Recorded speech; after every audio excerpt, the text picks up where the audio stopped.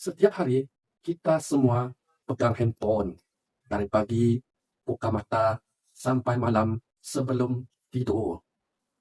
Telefon tu tak pernah lepas daripada tangan. Sebenarnya, telefon bukan sekadar alat hiburan. Telefon boleh jadi alat untuk ubah hidup kita. Boleh jadi punca rezeki, boleh jadi jalan keluar daripada tekanan hidup. Boleh jadi sebab kita tersenyum bangga suatu hari nanti. Sebelum tu, lihat dan dengar video ini sampai habis. Like dan sharekan. Nak buat bisnes, nak rezeki ekstra, tapi tak ada idea, tak pandai, tak reti guna app, malu nak jual. Inilah titik mula anda. Sebab hari ini dunia dah berubah. Dulu nak bisnes kena ada kedai, kena ada stok, kena ada modal yang besar. Sekarang cukup dengan satu handphone dan kesungguhan. Anda dah boleh mula. Masalah ramai orang sekarang bukan tak ada peluang, tapi tak berani mula. Takut gagal, rugi, takut orang ketawakan, takut cakap salah, takut tak pandai.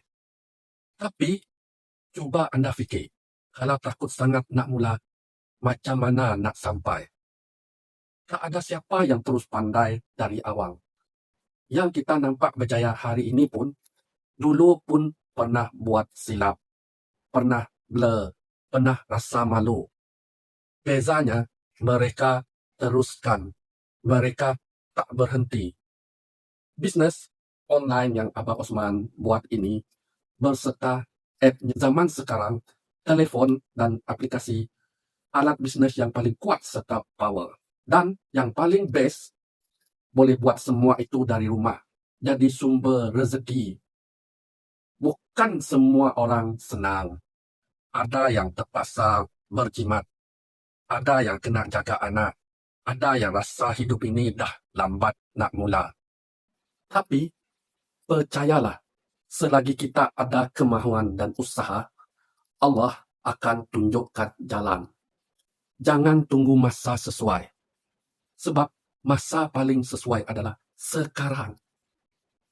Mulakan langkah kecil hari ini, belajar ikut sistem yang betul, ikut sifu dan mentor, dan jangan malu nak tanya orang yang dah berjaya.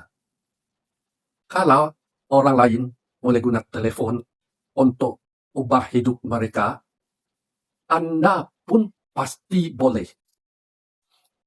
Kita semua ada potensi. Cuma bezanya ada yang guna potensi itu, ada yang biarkan ia terpendam. Jadi, telefon bukan sekadar untuk scroll, tapi untuk bina masa hadapan. Percayalah, kalau anda betul-betul nak, kalau anda sanggup belajar dan konsisten, satu hari nanti, telefon akan jadi saksi bagaimana anda bangkit dari bawah dan capai kejayaan yang dulu anda cuma berani impikan. Kalau anda nak saya tunjukkan langkah dan sistem yang saya guna untuk bina bisnes online, jom kita mula sama-sama. Dari telefon yang sama, kita ubah hidup kita. Cepat tekan butang buy profile Abang Osman. Klik pada link Let's Join Osman. Isikan maklumat anda. Abang Osman serta tim akan guide anda sampai jadi. Rezeki wajib kita kongsi dan sebarkan bersama-sama. InsyaAllah. Wassalam.